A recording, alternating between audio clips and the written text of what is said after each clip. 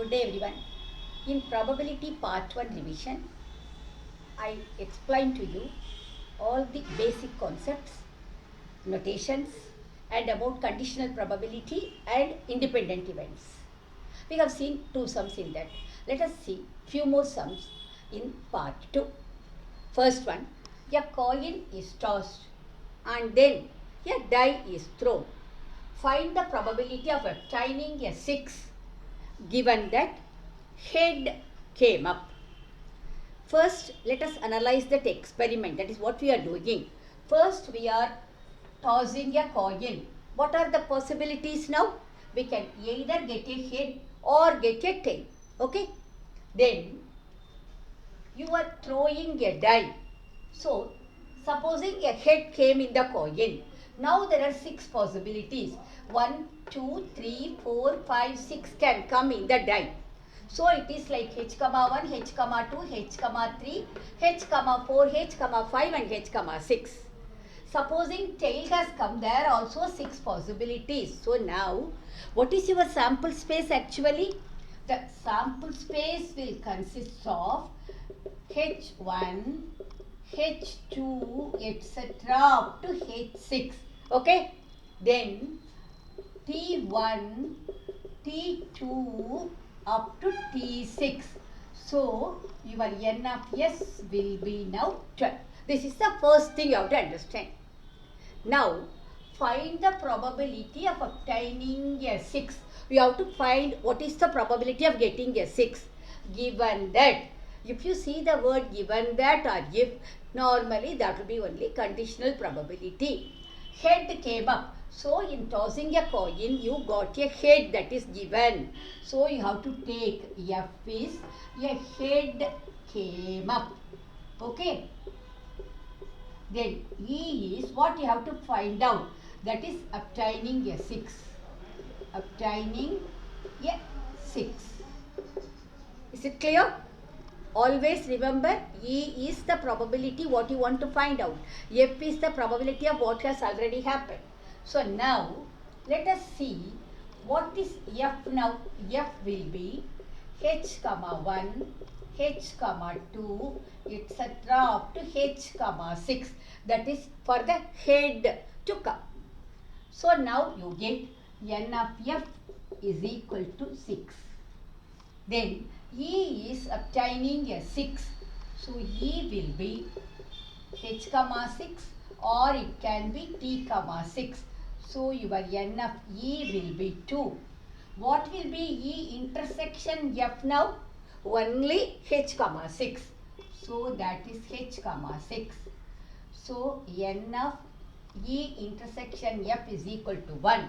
We want to find out P of E given F. F is given.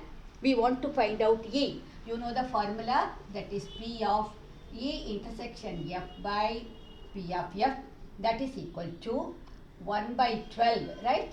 By P of F, that will be 6 by 12. 12 and 12 you can cancel. So you will get 1 by 6. Is it clear to you? Second sum. A combination lock on a suitcase has 3 wheels, each labeled with any one digit from 1 to 9. If an opening combination is a particular sequence of 3 digits with no repeats, what is the probability of getting the right combination? Actually, the sum working is very simple, but you have to understand it clearly. You must have seen combination locks in suitcases, right? Now there are 3 wheels. So we have to input 3 digits there from 1 to 9. With no repeats. You cannot repeat. Suppose for the first lock, that is the first wheel, if you put 2, you cannot put 2 for the second one. So that is important here. So it is indirectly a conditional probability sum, we can say. So if we take A1 is selecting the first digit for the first wheel and A2 is selecting a digit for the second one and A3 is the selecting a digit for the third one, We actually want to find out P of A1 intersection A2 intersection A3, because all the three numbers, if they are correct only, that will be the right combination. But here, what is the condition involved? First, for selecting A1, of course, there is no condition. Straight away, we can write P of A1. Then, for that A1, you have already selected one digit from that 1 to 9. So, when you select that A2, given A1, you have to remember that A1 you have selected something that cannot come. So, the A2 depends on the A1. Then, coming to A3, that will be depending on A1 intersection A2, because both the numbers cannot come here. So, this is the conditional probability involved in this sum. So, now, as far as the first one is concerned, there are 9 chances for us. That is 9 digits are available for us. So, it is 1 by 9. When we come to this, already one digit we have filled, that first wheel we have put. So, now we will be only left with 8. So, this will be 1 by 8. When we come to the A3 part, already 2 digits are over. So, now only 7 are available. So, it is 1 by 7. So, the probability of getting the right combination will be 1 by 9 into 1 by 8 into 1 by 7. Is it clear? So, we have to just multiply. So, we will be getting 1 by, this is 72, 72 into 7. So, 504. So, this is the probability of getting the right combination. Actually, the working, there is nothing. Supposing they give this sum, repeats are allowed. In that case, what will we do? Each one will be, there is no condition now. So, it is just P of A1 into P of A2 into P of A3. Everything will be 1 by 9. So, 1 by 9 into 1 by 9 into 1 by 9. Okay? Let us see the third sum. The odds against A solving a certain problem are 4 to 3. And the odds in favor of B solving the problem are 7 to 5. Find the probability that the problem is solved. First, let me explain what is the meaning of odds against and odds in favor of. 4 to 3 is nothing but 4 is to 3. 7 to 5 means it is 7 is to 5. Here, odds against A solving means it is a negation. So, probability that A will not solve the problem will be 4 out of 7, because the total 4 plus 3 is 7. So, that is the meaning. Odds against, that will be 4. So, it is 4 by 7. Odds in favor, that is he can solve the problem in 3 by 7. That. Here, the odds in favor of B solving the problem, that is 7 to 5. So, the total is 12. So, 7 will be in favor. So, the probability that B solves the problem will be 7 by 12. And the probability that he will not solve will be 5 by 12. Is it clear first? So, now from the first one we will get P of A complement is equal to 4 by 4 plus 3, that is 4 by 7, and P of A will be 3 by 7.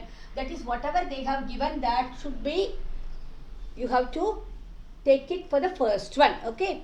Now, as for B, favor is 7. So, I will write P of B is equal to 7 by 7 plus 5, that is 7 by 12.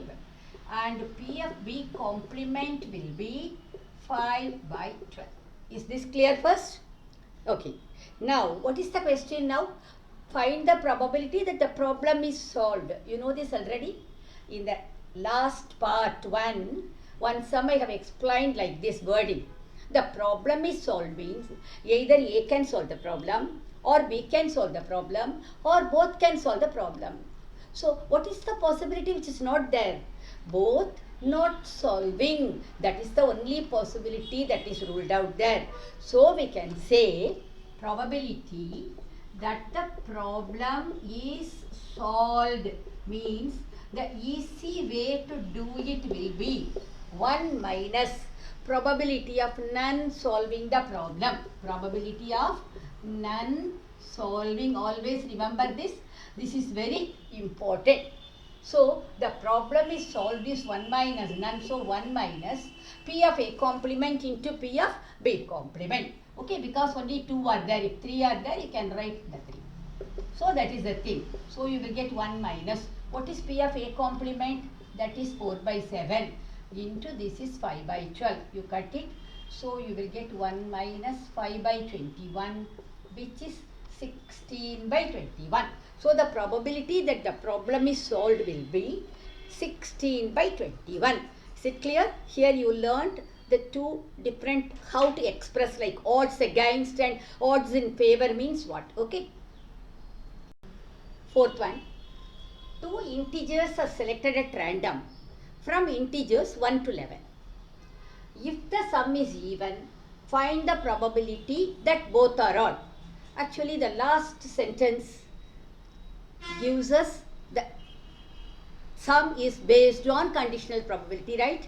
Because if the sum is even, so that is given. Find the probability that both are odd. That is what you are going to find out. Okay, fine. Now, first let us analyze the first sentence. You are having integers 1, 2, 3, etc. up to 11. These are the 11 integers given to you. Out of this, how many integers you are going to select? 2 integers. Now you have to remember the combination which you have studied in your 11th standard. So 2 integers can be selected out of 11 integers in how many ways? 11C 2 ways. So that will be your n of s here. Your n of s will be 11C2. That is, you are going to select 2 integers out of 11 integers. Okay. Now, how many odd numbers are there? How many even numbers are there? Here. Now, the odd numbers will be 1, 3, 5, 7, 9 and 11. So, you are having now 6 odd numbers. And the even numbers are 2, 4, 6, 8 and 10. You are having 5 even numbers. Now, you are selecting 2 integers. The sum is even. That means both the numbers should be either odd or both the numbers should be even. This is one general property of the numbers, isn't it? Supposing you add one odd and one even, the sum will become odd. So we want the sum to be even. So if the sum is even, okay, if the sum is even, both should be odd or both should be even. This you must know. Then only you can do the sum. So now that is one concept. Now what is E and what is F? Let us write now. Here our F is the sum is even, right? F is the sum is even and E is both or odd. Okay, this is the E and F. Now let us write our F. What will be F? The sum is even, that is both can be odd or both can be even. So how many odd numbers are there? 6. Out of that, how many you are selecting? 2. So 6C2, that number of ways. Then 2 even numbers out of 5 can be selected in 5C2 ways. So I can write now my P of F will be 6C2 plus 5C2 by 11C2. Do you follow? This is n of S. This is n of F. N of F is 6C2. That is, out of 6 odd integers you are selecting 2, or out of 5 even integers you are selecting 2. Anyway, the sum is going to be even. That this is 11C2. That is your n of S. Okay. Now, E means both are odd. That means it is just 6C2, isn't it? So the E will be only 6C2. So naturally the intersection will be only 6C2. Or I will just write n of E is only 6C2. Okay. So now the E intersection F, that will also be 6C2. So P of E intersection F will be 6C2 by 11C2. Is it clear? So F is, the sum is even. So it can be both odd numbers or both even numbers. E intersection F is only the odd numbers because your E is both are odd. So now that is 6C2 by 11C2. Now you want P of E given F. So the formula is P of E intersection F by P of F. So now you will get 6C2 by 11C2 divided by 6C2 plus 5C2 by 11C2. The 11C2 will go. I hope you remember how to calculate the C2 and all. 6C2 means 6 into 5 by 1 into 2. So you will be getting 15. 5C2 means 5 into 4 by 1 into 2. So that will be 10. So now here the numerator you will get 15. The denominator will be 15 plus 10, so 25. So you are getting 3 by 5. So that is the probability. Is this sum clear to you? Let us see a bit different sum now. A and B throw a pair of dice alternately. A wins the game if he gets a total of 6 and B wins if he gets a total of 7. If A starts the game, find the probability of A winning in the third throw. First, let us find out what is getting a total of 6. That means what are all the options there and how to get a total of 7. So let me take E is the event of getting a total of 6. Okay, a total of 6, and F is the event of getting a total of 7. If I know that only, I can find out what is the probability of A winning or B winning, like that. So now 6, how will you get? You are throwing a pair of dice. So starting from the first row, remember, you can get 1, 5. You can get 2, 4. You can get 3, 3. You can get 4, 2. You can get 5, 1. These are the ways in which you can get a total of 6, right? How can you get a total of 7? 1, 6, 2, 5, 3, 4, 4, 3, 5, 2, 6, 1. Okay? So now, if this one, if he gets, then A can win. If this, like this he gets, means B can win. So let me write P of A winning, that is P of A winning the game. That will be 1, 2, 3, 4, 5 by 36, because whenever you throw a pair of dice, you know that S is 36. You can write that also. Then P of B winning, that will be, here you are having 6 by 36 or 1 by 6. Okay. So naturally, P of A not winning will be 1 minus 5 by 36. So that will be 31 by 36. And P of B not winning will be 5 by 6. Is this clear first? That is A not winning and B not winning and A winning, B winning, we have found out. Now, the question is, actually they are playing alternately. Now A is starting the game. You want to find out probability of A winning in the third throw. What does it mean actually? If A wins in the third throw means, in the first throw A has failed. In the second throw B has failed. Then the next chance for A is the third throw. So we can say this is nothing but P of A complement, isn't it? That is, in the first throw A has lost. Then into P of B complement, that is, in the second throw B has lost. Then A has won in the third throw. Is it clear? So now A losing, that will be 31 by 36 into B losing will be 5 by 6 into then A winning will be 5 by 36. So just a calculation, you can do this. Do you understand the sum? So a bit different from the previous sums we have seen. Actually in the next sum, somewhat a similar model, but we are going to see another new concept in the next one now. Okay. Now let us see this sum. A and B throw a pair of dice turn by turn. It is another type of saying the thing, no? They are playing alternately instead of turn by turn.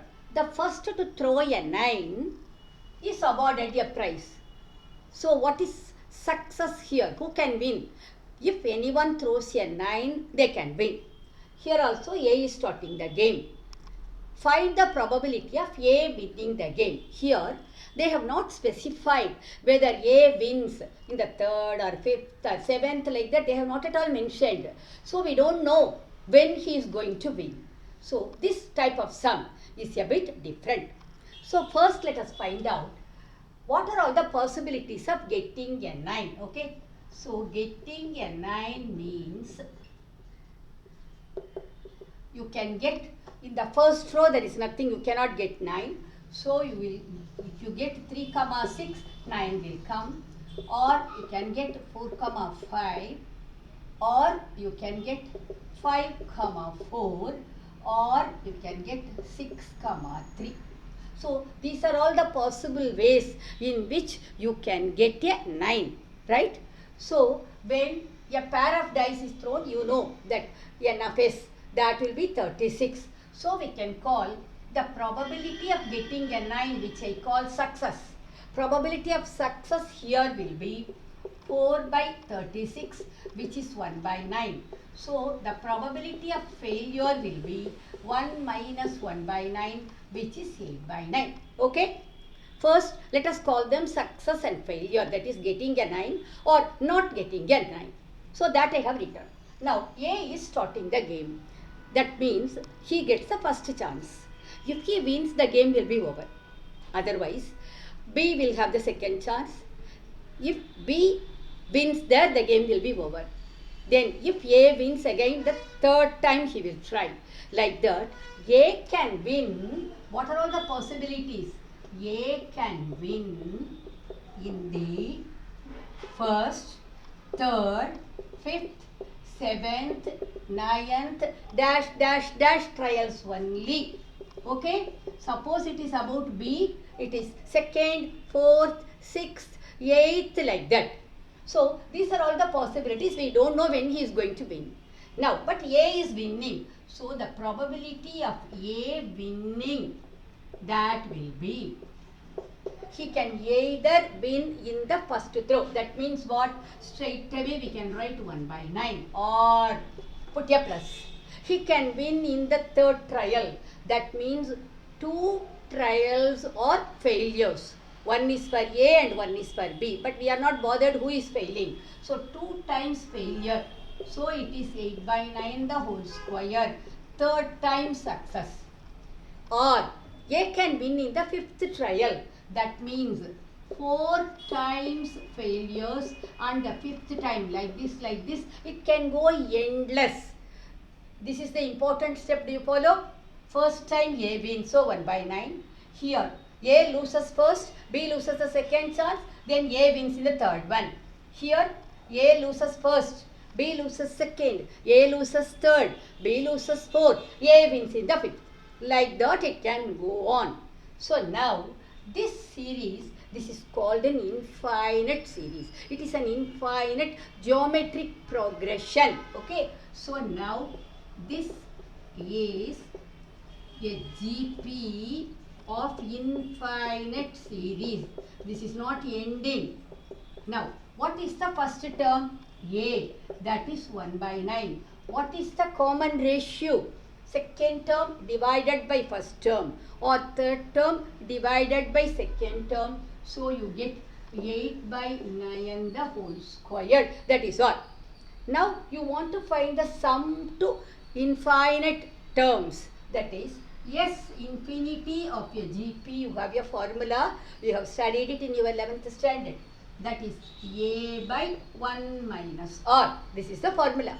So now our A is 1 by 9 by 1 minus 8 by 9 the whole squared. So 1 by 9 by 1 minus 64 by 81. So you will get 1 by 9 by 81 minus 64, so 17 by 81. So 1 by 9 into 81 by 17, so 9 by 17. So the probability of A winning is 9 by 17. Do you understand this sum?